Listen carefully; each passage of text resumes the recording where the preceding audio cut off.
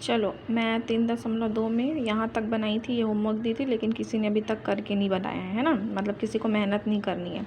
अब डायरेक्ट हम लोग यहाँ से क्वेश्चन में एक्सप्लेन करें, उसको आप समझिए। आज ये चैप्टर हम लोग कंप्लीट करेंगे, ठीक है। यहाँ पर देखिए, चलो तीसरे का तीसरा क्वेश्चन है ना, तो हाँ ये वाला क्वेश्चन हम लोग देखते हैं कि इसको कैसे बनाना है। तो सबसे पहले यहाँ पर देखो 3 गुणित 9 की घात में 1/2 भागित 3 गुणित 3 की घात में 3/2। अब यहाँ पर क्या करना है आपको, यहाँ पर 3 है तो इस 9 को भी क्या करेंगे, 3 के फॉर्म में चेंज कर देंगे। तो 9 का मतलब क्या होता है, 3 गुणित 3, 3 तिया 9, चेंज कर दिए। तो 3 गुणित 3 गुणित 3 ब्रैकेट लगाई हूँ ना, तो ये पूरे की घात में 1/2 है, इसलिए याद रखना 3 गुणित 3 पूरे की घात में 1/2 भागित 3 गुणित 3 3/2, ठीक है। अब यहाँ पर देखो 3 कितनी बार है, 2 बार, तो 3 की घात में क्या आ गया, 2 आ गया। तो 3 गुणित पूरे की घात में 2 गुणा बटे में 1/2 भागित 3 गुणित पूरे की घात में 2 बार था इसलिए, और पूरे में यहाँ पर ना 3/2 होगा ना, मैं भूल गई थी 3 को लिखना, 3/2। यहाँ पर कौन सा वाला फॉर्मूला यूज़ किए हैं हम लोग, a की पावर m गुणित a की पावर, नहीं सॉरी ना, ये वाला है, a की घात m पूरे की घात n बराबर a की घात में m गुना n, ये एक फार्मूला होता है, ठीक है ना। घात के ऊपर घात है तो घातों का क्या हो जाता है, गुना हो जाता है, ये वाला।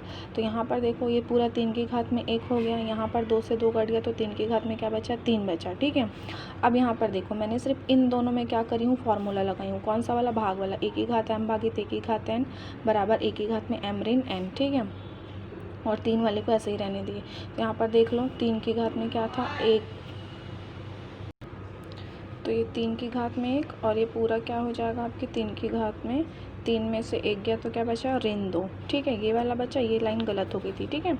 अब यहाँ पर देखो, अब दोनों गुना में हैं, तो जब सेम आधार रहते हैं तो घात आपस में क्या हो जाती है, जुड़ जाती है, दोनों के बीच में गुना का निशान रहता है। तो ये वाला फॉर्मूला लगाए, a की घात m गुणित a की घात n बराबर a की घात में m धन n, तो मैंने यही लगाई। तो 3 की घात में 1 धन,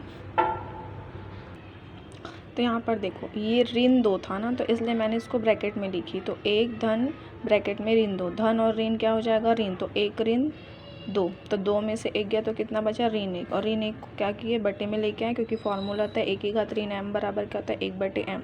अब उसके बाद ये वाला प्रश्न है, निम्नलिखित करणियों को आरोही क्रम में लिखिए, ठीक है। आरोही क्रम का मतलब क्या होता है, बढ़ते हुए क्रम में। हमें बड़े छोटा लिखना परिमेय संख्या में भी सीखे थे और नंबर्स में भी आते हैं, लेकिन अब करनी में बड़ा और छोटा बताना है, ठीक है। तो चलो इसको करते हैं। यहाँ पर देखो सबसे पहले क्वेश्चन है आपका ये वाला, पहला प्रश्न है, वर्ग करनी 81 और फिर वर्गमूल के अंदर ये बाहर 3 64 और वर्गमूल के बाहर 9 है, करनी 9 512, इसको ऐसे बोलते हैं करनी 3 64 करनी 9 512, ऐसे पढ़ते हैं, ठीक है।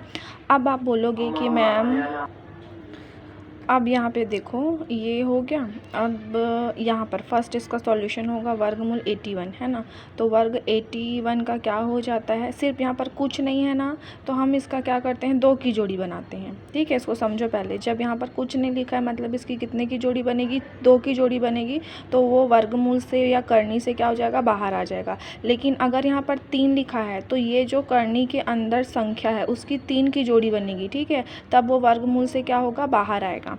वैसे ही यहाँ पर 9 लिखा है तो इस 512 की 9 जोड़ी बननी चाहिए, मतलब किसी भी संख्या की, तभी वो करनी से क्या आएगा, बाहर आएगा, ठीक है। तो 81 मतलब क्या होता है, 9 निया 81, 2 जोड़ी बनी तो 9 को मैंने क्या कर दी, बाहर कर दी, ठीक है। अब यहाँ पर करनी 3 64, ठीक है, 3 है मतलब ये 64 की कितनी जोड़ी बननी चाहिए, किसी भी संख्या की 3 की जोड़ी। तो यहाँ पर देखो 4 चौक 16, 16 चौक 64, 4 की जोड़ी बनी, तो ये जो 4 कितनी बार है, 3 बार है, तो ये इस 3 से क्या हो जाता है, कैंसिल हो जाता है, तो सिंगल 4 क्या होगा, बाहर आएगा। आया समझ में कि 2 को क्यों नहीं बाहर निकाले, 3 को क्यों बाहर निकाले, क्योंकि यहाँ पर क्या लिखा है, करनी 3 लिखा है, इसलिए 3 की जोड़ी क्या हुई, ये बाहर आ गई, ठीक है। अब उसके बाद में सेम ये 9 वाला है 512, तो तुम जब इसका लघुत्तम निकालोगे, एक बार लघुत्तम आप निकाल के देखना, ठीक है, आपको आता होगा करके, मैं नहीं बताई हूँ और आगे सिखा भी देंगे। तो ये 2 कितनी बार आया है, 9 बार, तो 2 की घात क्या लिखे, 9, और ये बाहर जो वर्गमूल 9 मतलब करनी 9 था वो 9 से क्या हो जाता है, कट जाता है, तो क्या आ गया, 2। अब इसको जो इधर संख्या मिली, यहाँ पर 9 मिला, यहाँ पर 4 मिला, यहाँ पर 2 मिला, इसको आरोही क्रम में लिखने पर, आरोही मतलब बढ़ते क्रम में लिखने पर, तो सबसे छोटा 2, 2 से बड़ा 4, 4 से बड़ा 9, लेकिन 2 किसकी जगह पर आया है, करनी 9 512, तो 512 आ गया। 64 किस 4 की जगह पर कौन आया है, करनी 3 64, और उसके बाद कौन आया 81, तो ये हमारा क्या हो गया, आंसर हो गया। ठीक है, अब उसके बाद है अगला प्रश्न है, निम्नलिखित में से कौन सी करनी है और कौन सी नहीं है। तो करनी का मतलब क्या है, जिसमें वर्ग होगा, मतलब इस टाइप का साइन बनेगा वो क्या होगा, करनी होगा, और जो उस करनी से बाहर निकल जाएगा क्या होगा, वो करनी नहीं होगा। तो ये तो मैं बता रही हूँ, ये और ये ऑटोमेटिक लिख देना कि करनी है करके। ठीक है, और इसका रीज़न पीछे थ्योरी में है, तो बुक को रीड करना और यहाँ से मिल जाएगा। ठीक, ये दोनों को मैं बता रही हूँ, उसको आप देखो।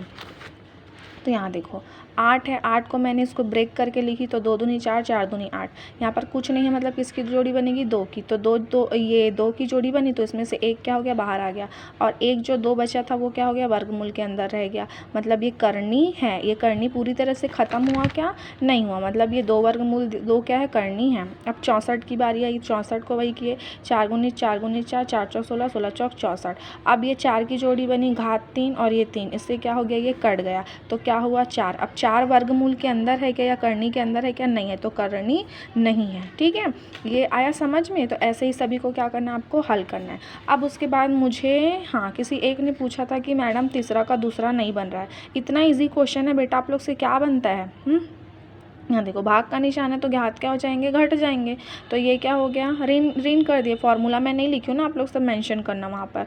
तो यहाँ पर हो जाएगा 2/13, 5 क्या हो गया, 4/3 ऋण 5/3, तो 5 में ये दोनों का हर समान है, घटा दिए, तो 5 में से 4 गया, तो कितना बचा, ऋण 1/3, ये ऋणात्मक है। तो आपको पता है, अपने छोटी क्लासेस में पढ़ा है कि जब किसी संख्या की घात क्या होती है, ऋणात्मक होती है, और वो संख्या परिमेय संख्या रहती है, तो उसको क्या करने पर, पलट देने पर, मतलब अंश की जगह पे हर और हर की जगह पे अंश। जैसे कि p/q है, तो q/p पे करते हैं, तो जो हर मतलब कि जो आपका घात होता है वो क्या हो जाता है, धनात्मक होता है। तो ये हो जाएगा 13/2 था, मतलब 2/13 था, तो ये 2/13 था, तो 13/2 में चेंज हो गया, और जो घात ऋणात्मक थी वो किस में बदल गई, धनात्मक में। और फॉर्मूला ये होता है कि p/q पूरे की घात ऋण 1 बराबर, यहाँ पर बराबर का साइन यूज़ करेंगे, तो ये हर q/p हो जाता है, और घात क्या हो जाती है, धनात्मक। ये फॉर्मूले से आया। ठीक है, तो 13/2 1/3 ये क्या होगा तुम्हारा आंसर। यह चैप्टर ख़त्म हुआ। अब मैं एक आध दिन अब साइंस शुरू करेंगे। ठीक है, चलो बाय।